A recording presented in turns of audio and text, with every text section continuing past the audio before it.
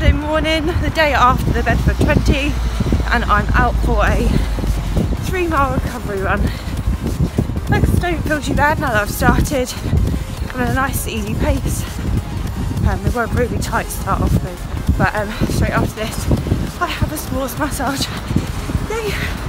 Very excited for that. And that means then I can rest my legs for the rest of the day, but it's very early before tomorrow's session. Oh, the motivation that I need for a Tuesday session.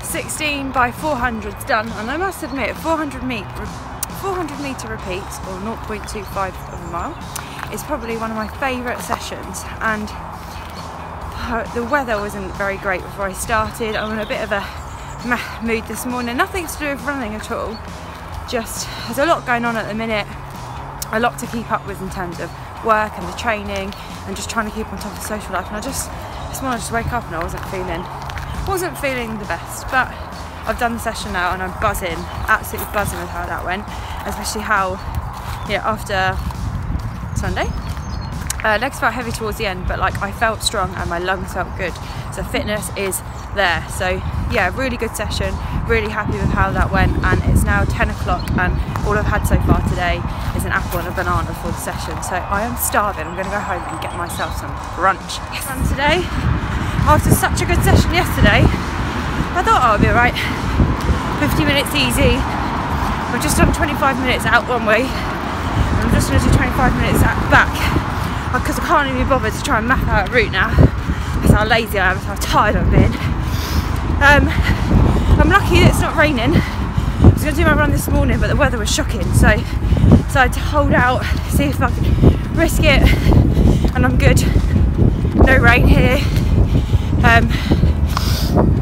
Yeah, no rain, and then I've got core class this evening, but I think I'm not now rested since Friday last week, and the early start's taking its toll. Obviously as a personal trainer I do early mornings, evenings, and yeah, my body's just telling me, Katie, you are tired, but it's fine, it's all part of it,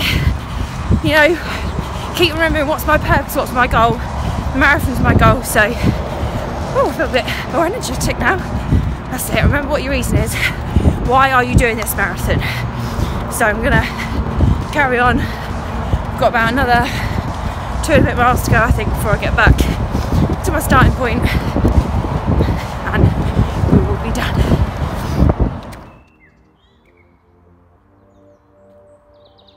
Today's run went better than expected. I had to do 8 miles at just under marathon pace. So marathon pace for me is 7:40, and 7:40 equals a 3:20 finish. So I had to try and aim for 7:35s, and my first mile, which is a little bit uphill, was 7:41, I believe. And then for some reason I just found a really good rhythm and stride, and I was doing sort of like 7:20, 7:15, 1 mile was 7:09, and I was trying to hold back, but I just couldn't. I just I don't know, I just kept going.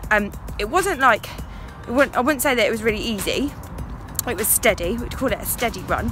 But I just felt really strong today, and I'm shocked because yesterday I had to teach, I teach on Wednesday nights, I teach 2 lots of core classes, and as well I did a leg session, so my glutes this morning were on fire. But I don't know, maybe if the core work and the strength work actually helped with my posture, my form.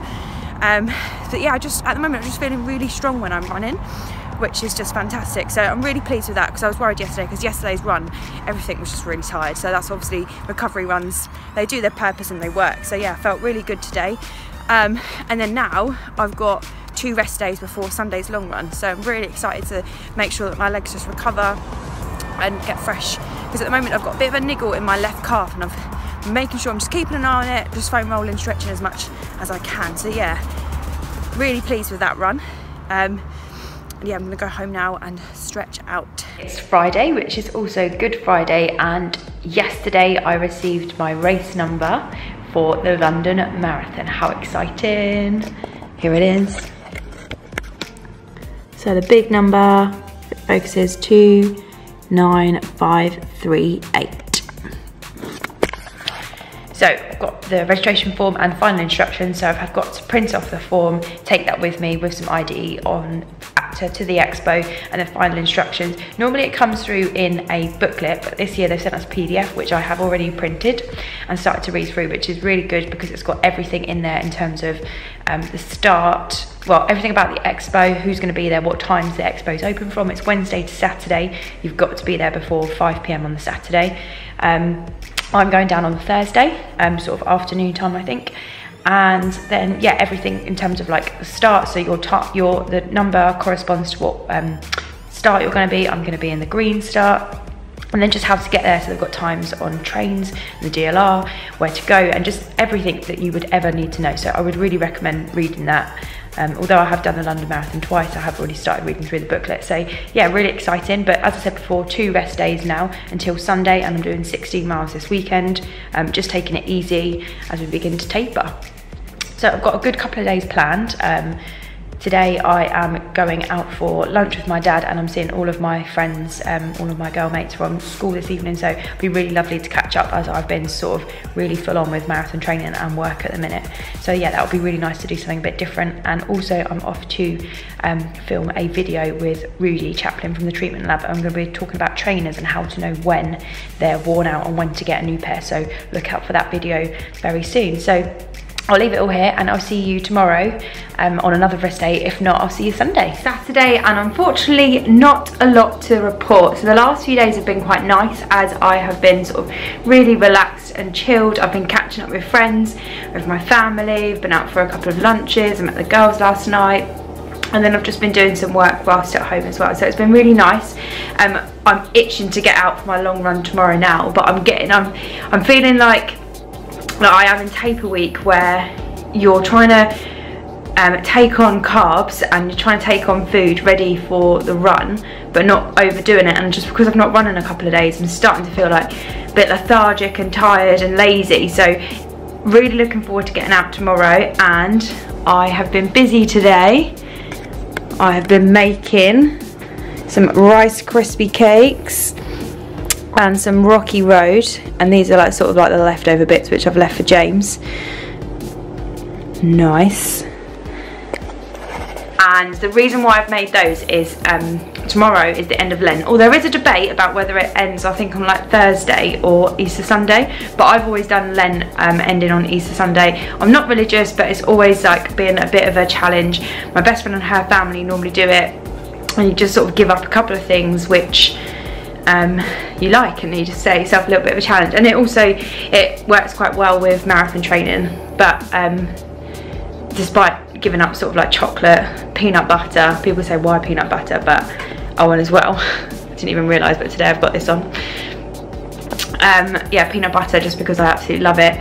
And popcorn's one of my other favourite things. Again, like, they're not necessarily that bad for you, but it's just that I love them, so I thought I'd probably eat too much of them, so I thought I'd give them up. And then like cakes and biscuits and crisps, not that I eat that a lot anyway. But yeah, so looking forward to having a few treats tomorrow, and then back on from Monday, like really sort of gonna try and just be very mindful about nutrition once again as we lead up to.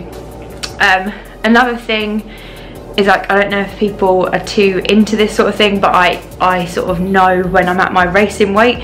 I weighed myself this morning and I'm literally like 3/4 pound away from racing weight, so I'm actually doing quite well with sort of trying to balance fueling and like weight loss, because I don't really want to lose any weight, but I know that when I'm sort of like at peak, so I'm almost there, which is really good. Probably not going to be there after tomorrow and all of this chocolate, but yeah, just from Monday, just looking at my nutrition, and just obviously when people now are starting to taper. Yeah, I said I'm doing a 4-week taper, and loads of people have questioned me about it, but tomorrow I'm still doing 16 miles.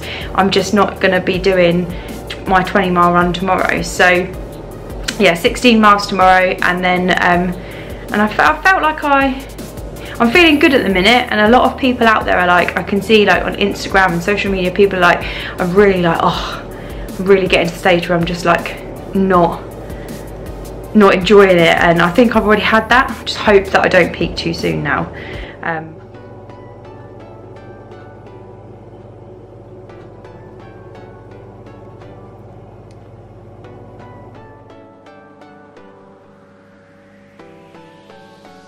Keep it clean. I thought you knew where the popcorn stash was. So we're out for an early lap, and James is actually coming along to the club run for the first time in, when was the last time you went? 97 years. So yeah, 2 weeks of Brighton for James, 3 weeks in London for me. When did ducks become celiacs?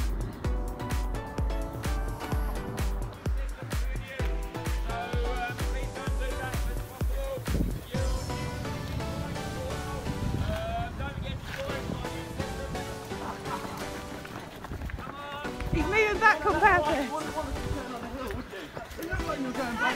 He was! No, no! On top of the hill! Oh, what?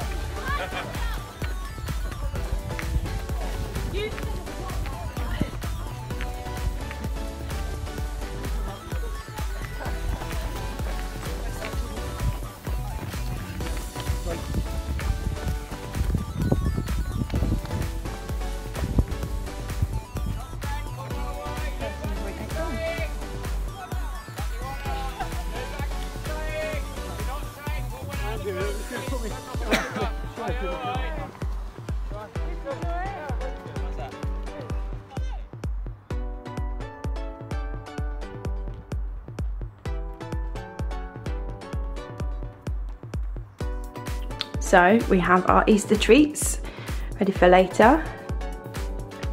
James been having his post-run fuel. How did your run go?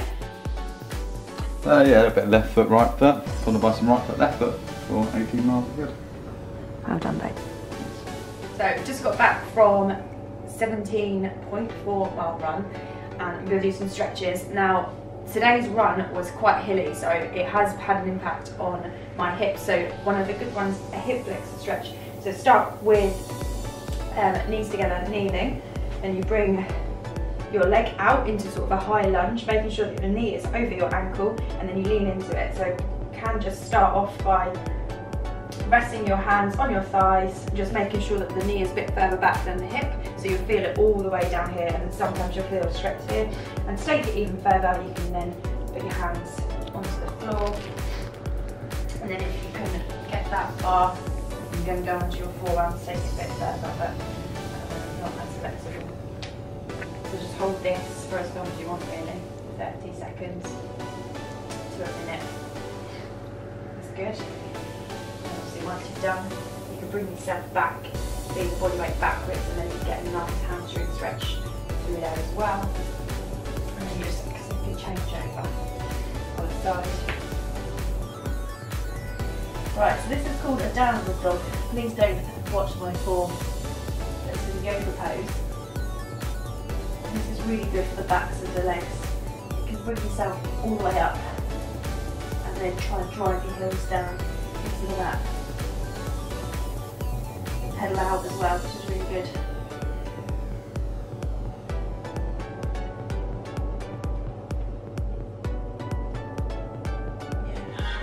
Yum.